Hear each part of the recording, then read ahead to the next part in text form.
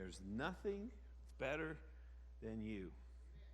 So true. Big city lawyer went duck hunting in rural Mississippi. He shot and dropped a bird, but it fell into the farmer's field on the other side of the fence. So the lawyer did what most of us would do. He started climbing over the fence to retrieve his bird. But about that time, the farmer drove up on his tractor and asked, "What are you doing?" "Well," he says, "I shot this duck. It fell into your field, and I'm retrieving it." Farmer says, "No way. It's on my property. You can't have the duck. It's mine." Lawyer says, "Sir, you don't understand the gravity of the situation. I'm the best trial lawyer in New York City. If you don't let me have my duck, I'm going to sue you for everything you have." Well, the farmer says, "Now listen, we settle things a little differently out here in the country. We have what's called the Mississippi 3-kick rule." The lawyer says, what exactly is that?" Farmer says, "I get to kick you 3 times as hard as I can. Then you kick me as hard as you can 3 times, and we just keep going until someone gives up." The lawyer sized up the farmer and thought, "You know what? I think I can take this old man. Bring it on." So he says, "Okay, let's give it a whirl." So the farmer came up with his steel-toed boots, kicked the lawyer as hard as he could in his shin, dropped him to his knees, almost brought tears to his eyes. Then he kicked the lawyer in the stomach with all his force, nearly wiped him out. Then with his toes, steel-toed boots, kicked him right in the face, almost knocked him unconscious. Lawyer finally managed to stand up, weaving and wobbling around, and said, "All right, old man, now it's my turn." Farmer says, "Nah, I give up. You can have the duck." I don't think that's proper for a preacher to laugh at that, but I'm glad you did. It is pretty funny. Have you ever been in a situation where someone antagonized you, someone baited you? Ever been driven to the point of total frustration by a supervisor, by an employee, by a coworker?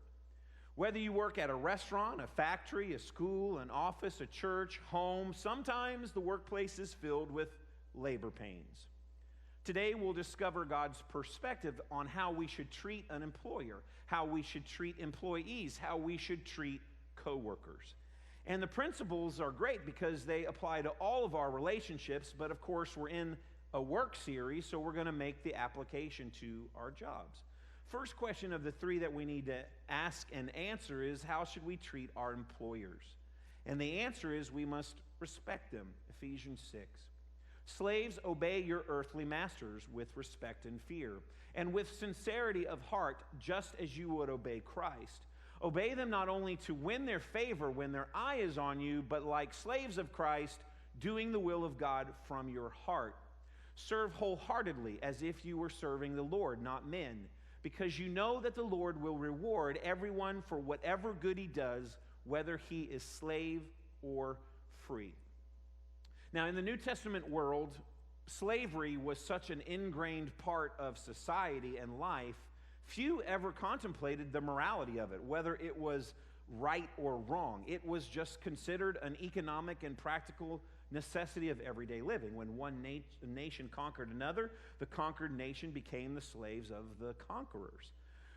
Well, today, the closest thing we have to this master-slave kind of a relationship is an employer-employee relationship.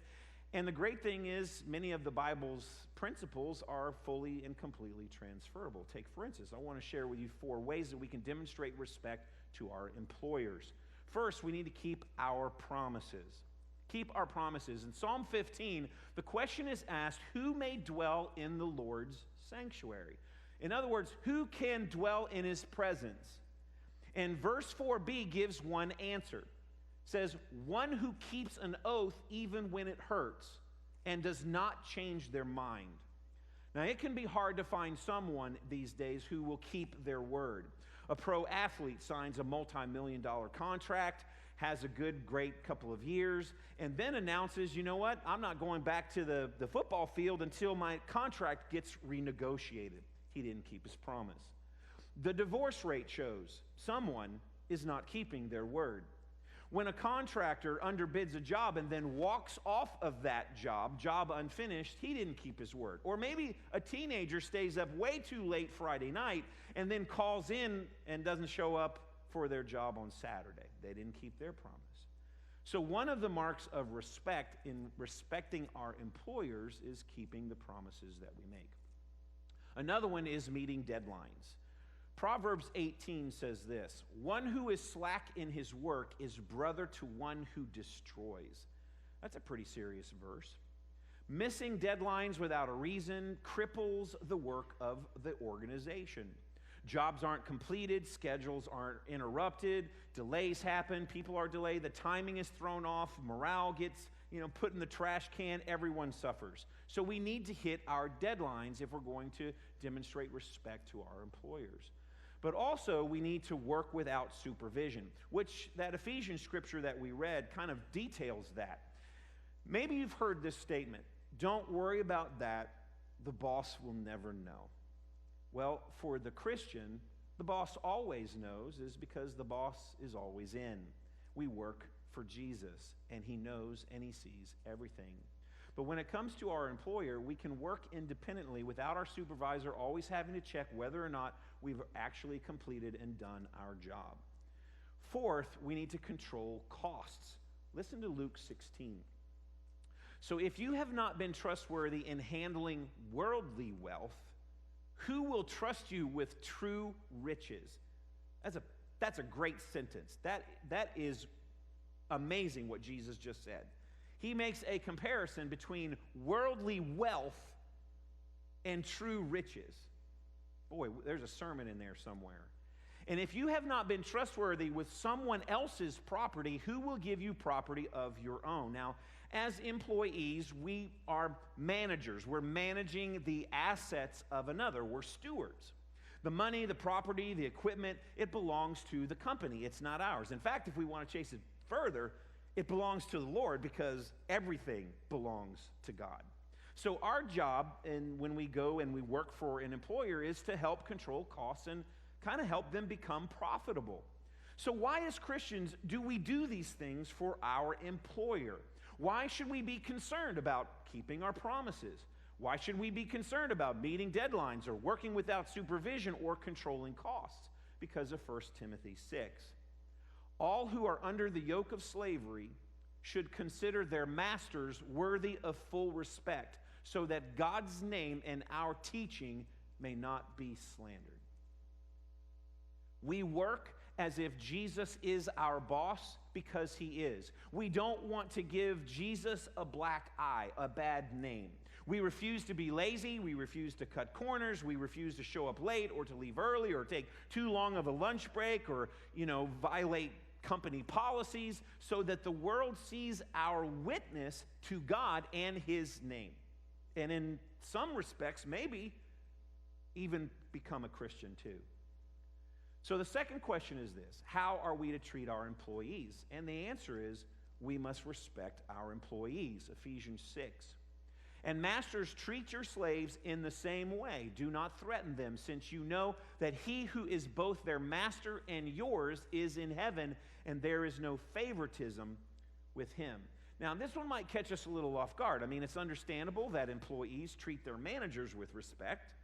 But what's this about respecting people who actually report to you? I mean, this is where our faith causes us to kind of look at the world from a different perspective than the world's perspectives. Now, it's easy to understand respect for the person above us. They've got a bigger title, they make more money, they're better well known. But Christians are called to value all people. Everyone has worth and is worthy of respect regardless. It doesn't matter whether you are a janitor or the president of the United States, you are made in the image of God and you're worthy of respect. And so here are 3 ways that we can demonstrate respect to our employees. First, we need to be the example, not the exception. Being the example, not the exception. Enron became synonymous for the abuse of power. According to documents back in the early 2000s,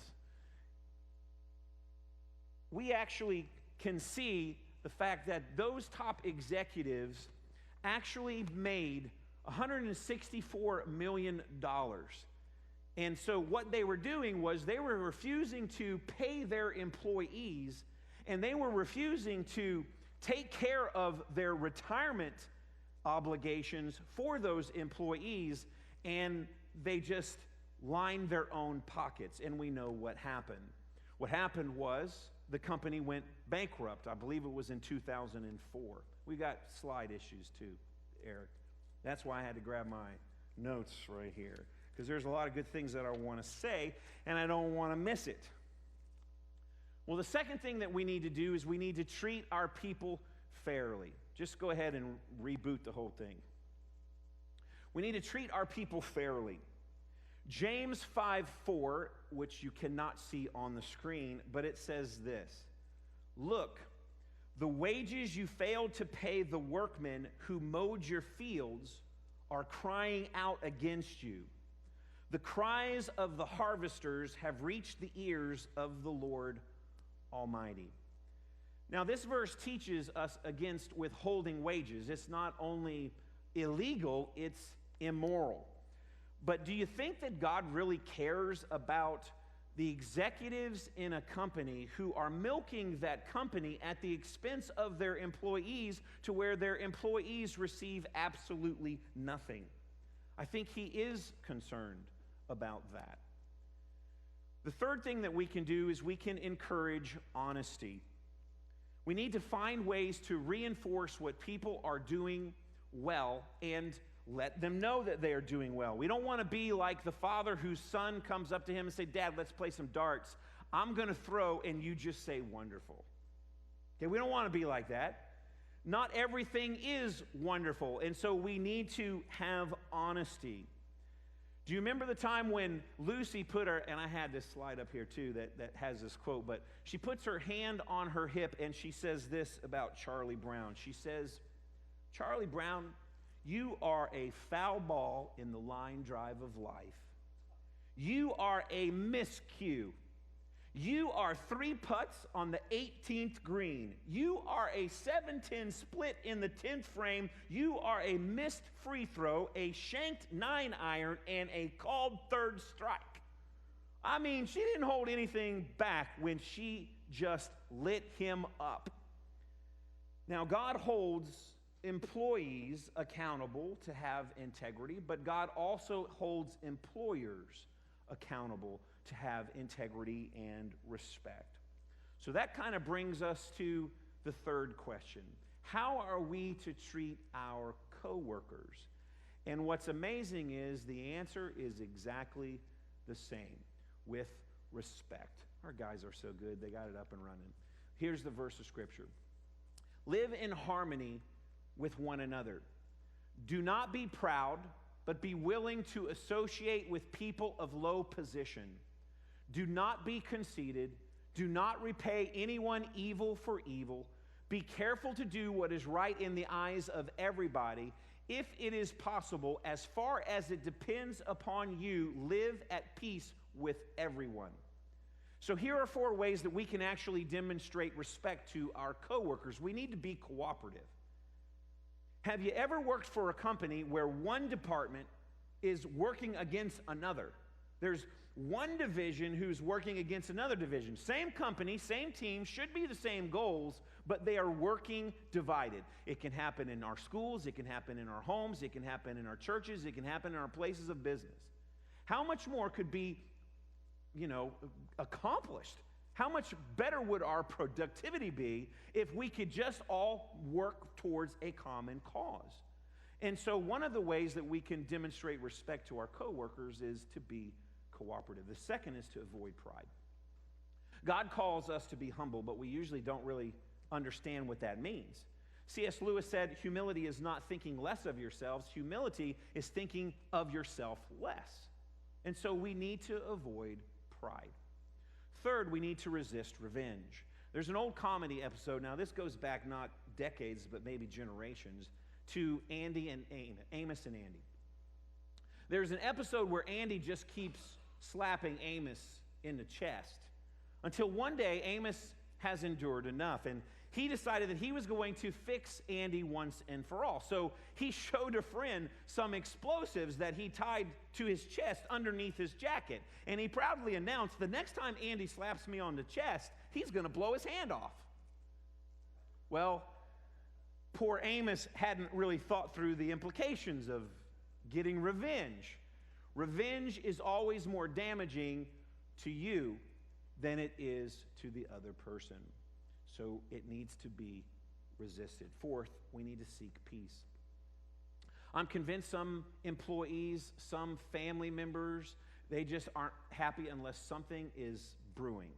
There's always got to be drama. Some people just can't live without controversy. When President George W. Bush was actually the governor of Texas, he came into office at a time of great difficulty, and the legislature was actually run by the opposing party. Well, he met very early with the majority leader of the other party in hopes that they would be able to reduce the conflict and have cooperation and work in unity. Well, rumor has it that the meeting, completed and there wasn't anything accomplished. There was nothing that the two could build on. And at the meeting's end, George W. Bush grabbed his political enemy and planted a big kiss on the man's cheek. The red-faced man, he stammered and he said, "Why did you do that?" And George W. Bush said, "Well, if I can't get your cooperation, at least I'm going to get a kiss." Now, those two men burst into laughter. And after that, they said that it ended a lot of their conflict between the two of them, and it began a new friendship. Now, I do not recommend that you trying that tomorrow at work. I am not suggesting that you go into work and start kissing your coworkers. That's going to lead to a lot of other problems, and you're probably going to need to get bailed out of jail from the preacher. But what I am encouraging you to do is find a way to communicate that you want to work in peace. Now, why do we demonstrate respect to our employees? Why do we demonstrate respect to our employers? Why do we demonstrate respect to our coworkers? The reason is so that people will listen to what we live. They will listen to how we live. They will listen to what we say about Jesus. We do these things so that he gets the credit and the glory for our lives. It's not about what I can do, what you can do. It's not even really about what we can do. It's about what he can do. And we want to have the opportunity in our workplaces, in our everyday lives, to share Jesus with the people that are a part of our world. And so I pray that you will truly look at your own life and say, how can I demonstrate respect through my relationships so that God receives